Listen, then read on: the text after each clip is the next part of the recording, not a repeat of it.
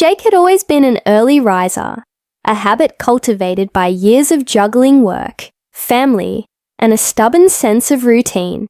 This morning was no different. He pulled into the community parking lot, just as the first light of dawn painted the sky in soft orange hues. His car glided smoothly into his usual spot, the one right in front of the mailbox kiosk, marked clearly with a small metal plaque, Spot 12, Jake R. There was a quiet satisfaction in that simple routine. Jake appreciated the predictability. After long days, this spot was a small but reliable anchor in a sometimes chaotic world. He shut off the engine, grabbed his coffee, and stretched his arms as he stepped out. The cool morning air was refreshing, and for a moment, everything felt right. Then, a sudden roar broke the silence. A sleek black SUV came barreling into the lot, tires squealing as it took the sharp corner too fast. Jake's eyes snapped to the driver's side window, where he caught the unmistakable glare of Karen, the community's self-appointed queen of entitlement. Known for her sharp tongue and zero patience, Karen was someone most neighbors avoided. Jake wasn't sure what she was doing this early, but her arrival sent a jolt of unease through him. Jake glanced at his watch. 6:15 a.m. He thought, why is she here so early? Karen slowed just enough to flash him a mocking smile. Her eyes darted to his car, then to the spot beside it. She didn't stop there. Without hesitation, she swung the SUV's wheel hard to the left, straight into Jake's spot. Jake's heart skipped a beat. What the hell? He muttered under his breath. Before he could react, Karen slammed the car door and stormed away with an air of triumph. Her heels clicked sharply against the pavement as she headed toward the clubhouse, clearly expecting Jake to ignore her audacity. Jake's mind raced. This wasn't the first time Karen had acted like she owned the place, but this was different. This was personal. He walked briskly toward his car, hands clenched into fists. Other neighbors were beginning to stir, some opening windows, others peeking out their doors, curious about the commotion. Hey! Jake called out, hoping to catch Karen before she disappeared inside. She turned slowly, a sly smirk playing on her lips. Morning, Jake, she said, voice dripping with sarcasm. Did you want this spot? Too bad. Find another. Jake's jaw tightened. That's my spot, Karen. Assigned to me by the HOA. You can't just take it. Karen laughed. A sharp, hollow sound. Rules are for suckers. Besides, you're always so uptight about everything. It's just a spot. Just a spot, Jake echoed, disbelief twisting in his stomach. You know how hard it is to find parking here. That spot's been mine for 3 years. Karen shrugged, indifferent. Not my problem. Jake took a step closer, trying to keep his voice steady. Please move your car. I don't want to cause a scene. Karen's eyes narrowed. Make me.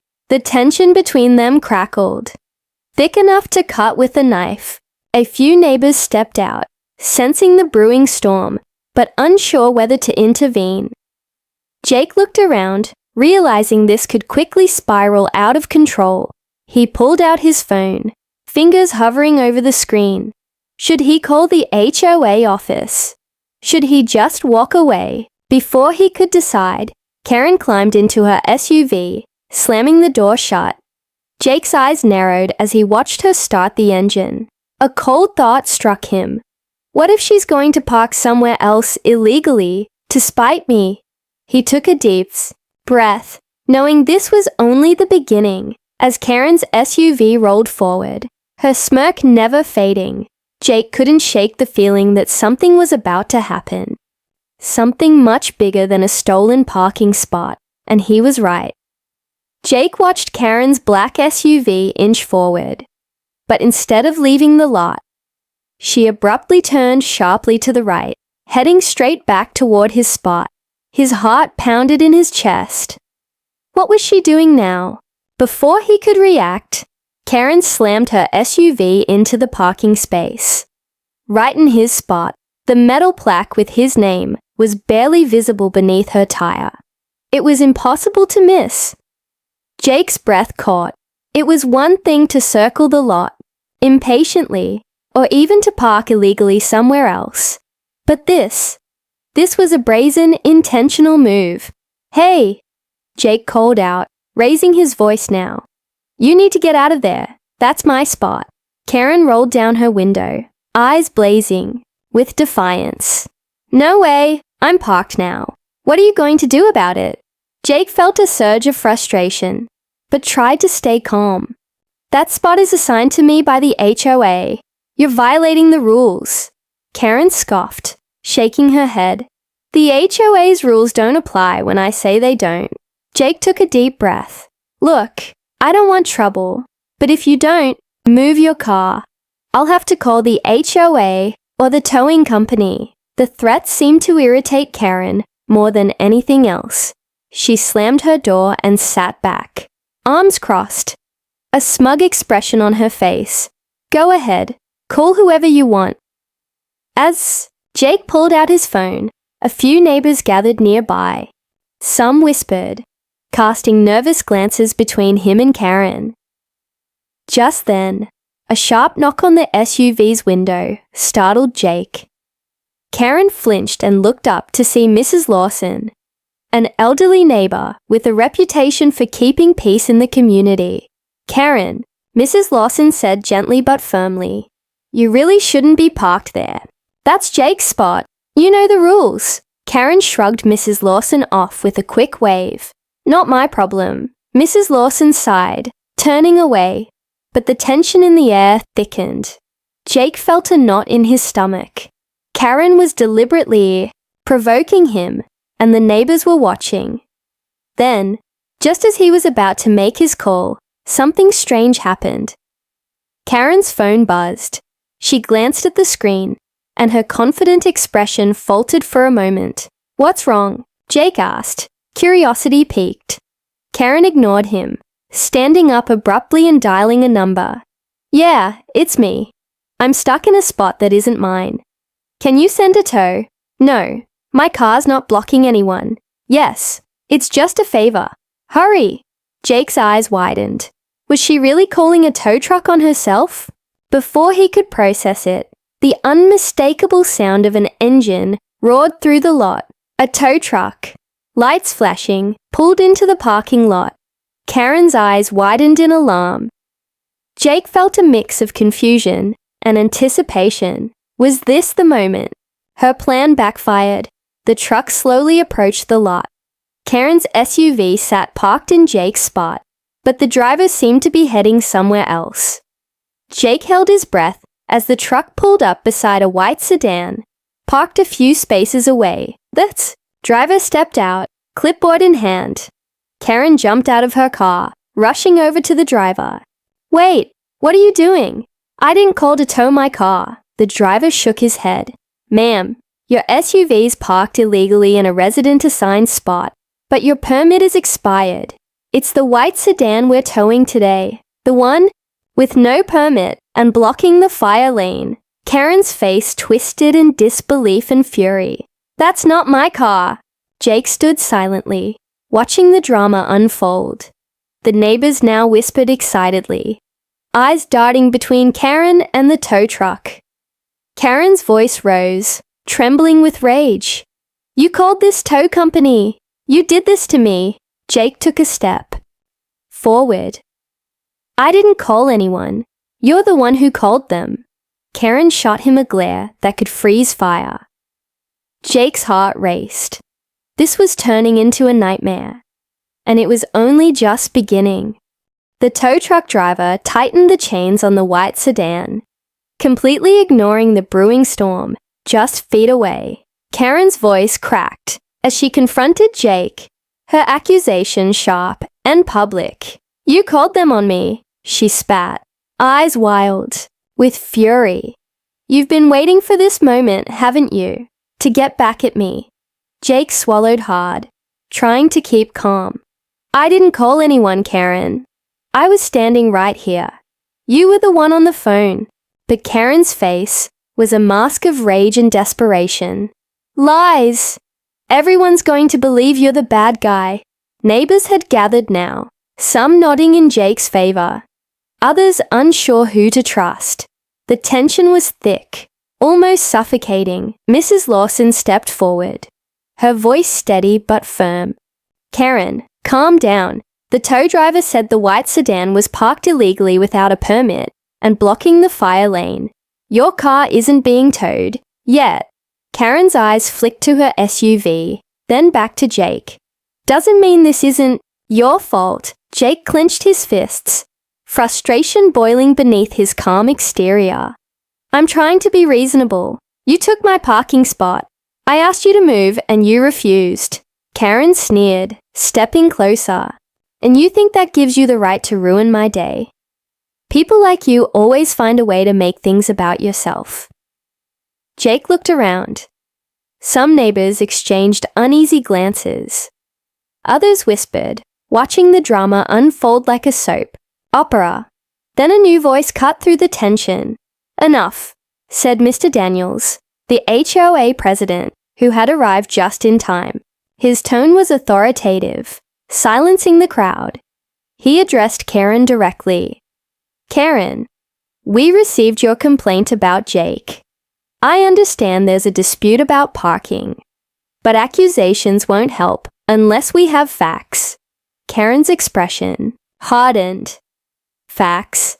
The fact is, Jake caused my car to be towed. Mr. Daniels shook his head.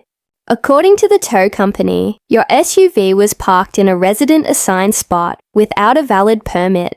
The white sedan is being towed for an unrelated violation. This isn't about Jake calling the tow. It's about your parking permit being expired. Karen opened her mouth, then closed it again. The weight of the moment seemed to press down on her.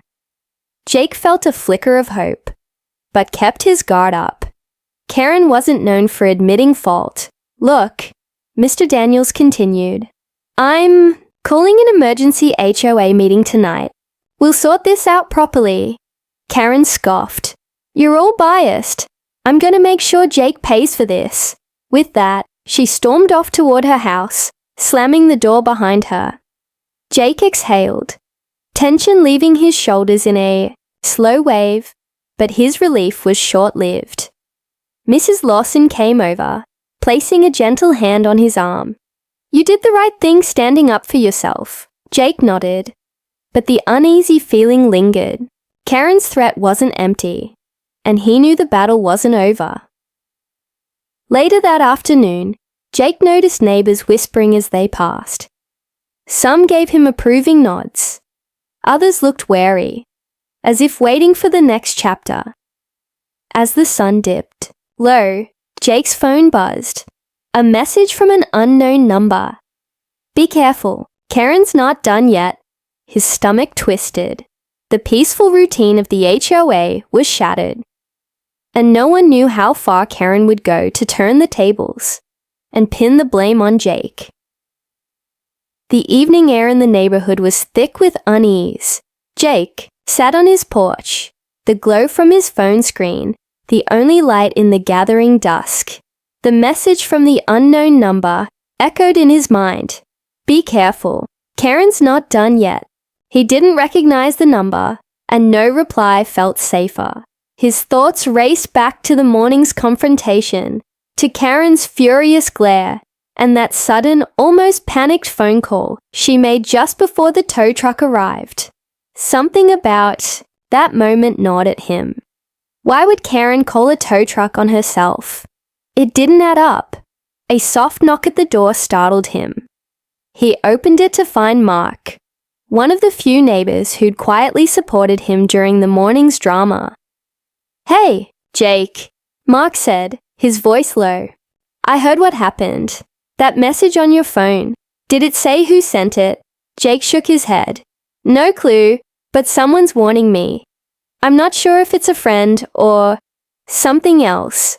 Mark looked around, his expression serious. Karen's got a reputation for stirring up trouble. If she's desperate, she might try anything.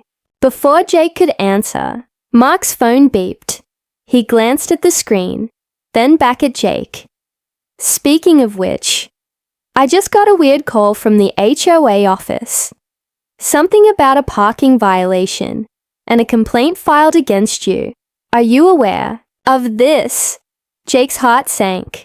No, I haven't heard anything official. Neither have I, Mark said.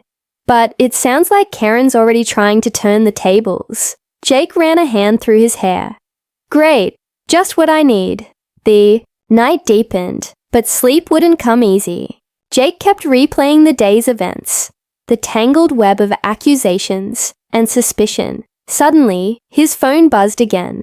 A call this time, from an unknown number. Jake hesitated, then answered. Hello? The voice on the other end was calm but urgent. Jake, listen carefully, the caller whispered. I know what's really going on with Karen. You need to check the HOA parking permits. There's something off about hers. Jake's eyes widened. Who is this? No time to explain, the voice said, then abruptly hung up. Jake stared at his phone, heart pounding. Was this a trap or a lifeline? The next morning, fueled by the cryptic call, Jake headed to the HOA office. Inside, the office manager, Miss Ramirez, looked up from her desk. Jake, hi. We've had some complaints, she said, cautiously. Karen filed a formal complaint against you this morning. Jake nodded. I expected that, but I also heard something strange about her parking permit. Can you check? Ms. Ramirez hesitated, then pulled out a binder. Well, Karen's permit expired 2 weeks ago. We sent notices, but she never renewed it. Jake's mind clicked. The expired permit explained the tow truck's actions, but also suggested Karen was risking penalties and trying to cover it up by blaming him. Ms. Ramirez sighed. I'll have to bring this up at the board meeting tonight. Jake left the office, feeling both relief and dread. The evidence was on his side, but Karen wasn't one to back down quietly. Back in the neighborhood, whispers spread like wildfire. Neighbors exchanged worried glances, wondering how far Karen would push this. Jake drove past the parking lot, eyes scanning the rows of cars. His gaze settled on Karen's SUV, still parked, but the tension in the air was palpable. Just then, his phone buzzed again, a text message. Watch your back.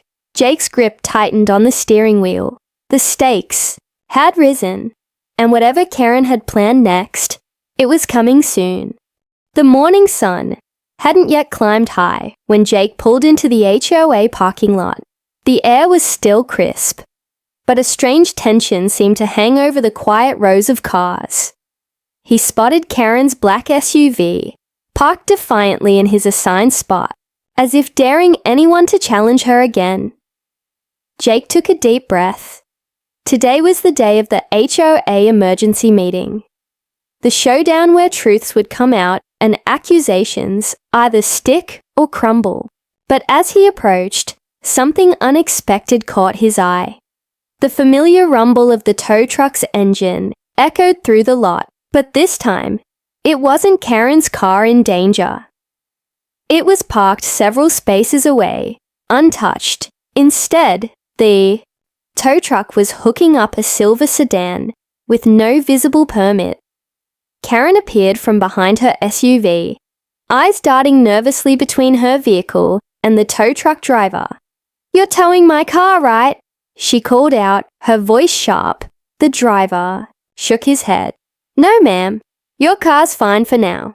The one we're towing is this sedan here. It's blocking a fire lane and has no permit.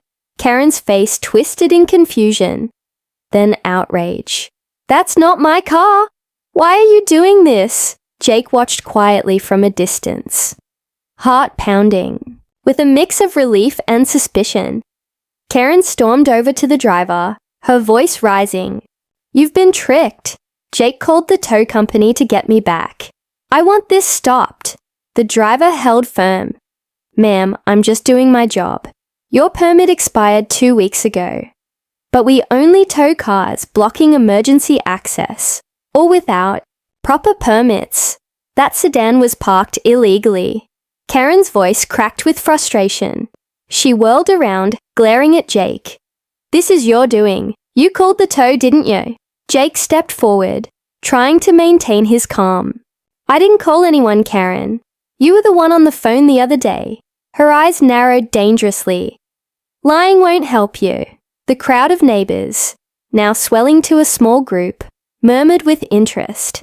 Some looked at Jake with sympathy, others with doubt. The mystery was thickening. Suddenly, the HOA president, Mr. Daniels, arrived, his face stern. "Everyone quiet down," he said firmly. "Let's get to the bottom of this. Karen, I understand you filed a complaint against Jake. Jake, you've denied calling the tow company." Mr. Daniels pulled out a piece of paper. "We reviewed the tow company's records. The call came from your phone, Karen." Karen's face flushed red. "I called to ask if they could check the lot. I didn't say to tow my car." Mr. Daniels raised a hand. "The records show a request for immediate tow." The driver confirmed. Karen's defiance began to crack. I was frustrated. I didn't think it would actually happen." Jake's eyes narrowed. Was this a setup? Was Karen trying to frame him? Mr. Daniels continued. "Additionally, your parking permit expired weeks ago, and despite reminders, you did not renew it." Karen looked down, biting her lip. The crowd buzzed with whispers. Then from the back of the group, a neighbor stepped forward. "I've been watching," said Mrs. Thompson, a long-time resident. "Karen has a history of ignoring HOA rules, including parking. She's always found ways to blame others." Karen shot Mrs. Thompson a furious glare. Jake felt a strange mix of satisfaction and unease. The facts seemed to be on his side, but Karen's behavior was unpredictable. As the tow truck finished with the silver sedan and drove away, Karen turned to Jake one last time. "This isn't over." Jake met her glare, determined. "No, it's not," he said quietly. The tension remained, thick as ever. The community was watching, waiting for what would happen next. And Jake knew the next move would be crucial. Not just for the parking spot, but for the fragile peace of their neighborhood. The HOA meeting that evening was packed. The community room buzzed with tension as neighbors packed the seats, whispering among themselves. Jake sat near the front, eyes sharp and alert, aware that every gaze was fixed on him and Karen. Mr. Daniels called the meeting to order and immediately addressed the parking dispute. "We are here to discuss the ongoing conflict regarding parking spot assignments, permits, and recent incidents," he said, glancing briefly at Karen and then Jake. Karen didn't look away from Jake, her expression cold and resolute. First, Mr. Daniels continued, "We have confirmation that Karen's parking permit has been expired for over 2 weeks. Despite reminders, no renewal has been received." Karen's lips tightened, but she said nothing. Jake felt a surge of quiet vindication, but kept his composure. Secondly, Mr. Daniels went on. There was a towing incident triggered by a call from Karen's phone, resulting in the towing of an unrelated vehicle parked illegally in a fire lane. A few murmurs rippled through the crowd. Karen shifted uncomfortably, but before anyone could speak, the room grew noticeably quieter as the office manager, Ms. Ramirez, stepped forward. "Before we proceed," Ms. Ramirez said, "I have something to share." She handed Mr. Daniels a small folded envelope. Mr. Daniels opened it and unfolded the note inside. The room fell into an uneasy silence as he read aloud, "Karen has been manipulating parking permits to her advantage Check the HOA records thoroughly. Not everything is as it seems, gasps echoed. Karen's eyes narrowed. Her cheeks flushed with anger. Who wrote this? Who's trying to sabotage me now? Jake felt a cold wave of suspicion wash over him. Was this a prank? Or had someone else in the community been watching, waiting for the right moment? Mr. Daniels looked around the room. We will investigate this further. For now, the note remains anonymous. Karen's voice was sharp as she replied, "This is slander. I demand to know who's behind it." The tension escalated. Suddenly, a hand raised at the back. It was Mark, Jake's neighbor and quiet ally. "Mr. Daniels," Mark said carefully, "I think it's time to look deeper into the parking permit system. There might be a pattern here, and it's not just about Karen." The room leaned in. "Over the past few months," Mark continued, "I've noticed discrepancies in the HOA permit records. Some cars appear to have permits that don't match the vehicles, and some permits seem to have been renewed without proper payment." Jake's heart skipped a beat. Could someone be forging or manipulating permits? Mr. Daniels frowned. "This is serious. We will launch a formal audit of all parking permits immediately." Karen's face paled. Before she could speak, Jake's phone buzzed discreetly in his pocket. He glanced down and saw a new message from another unknown number. "Watch Karen closely. The truth runs deeper than a parking spot." Jake's breath hitched. This was no longer just about a stolen parking spot or an expired permit. This was about something far bigger and far more dangerous. As the meeting ended, the crowd dispersed in murmurs and speculation. Karen stormed past Jake, shooting him a venomous look. Jake watched her go, knowing their battle was only beginning. And now, with secrets unfolding and shadows creeping in, he had to be ready for whatever came next. The days after the HOA meeting felt like a slow burn. Jake couldn't shake the weight of the anonymous messages and the mysterious note that had shaken the community. Something was definitely off, and Karen's brazen attitude only made the situation worse.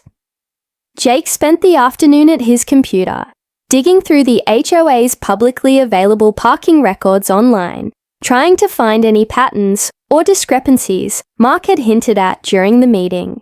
The files were dense and tedious, but he was determined to uncover anything unusual. As he sifted through spreadsheets of permits, renewal dates, and vehicle registrations, his eyes caught a series of anomalies. Permits that had identical renewal dates, but the vehicles listed were completely different. Some permits were linked to cars that didn't even exist in the neighborhood anymore. A knot formed in his stomach. Could someone be manipulating the permit system to their advantage? And if so, who? Later that evening, as Jake headed to the community center for the promised HOA audit meeting, his phone buzzed again. Another message from an unknown number flashed on the screen. "Look beyond Karen. The puppeteer hides in plain sight." Jake's pulse quickened. The stakes were higher than he'd imagined.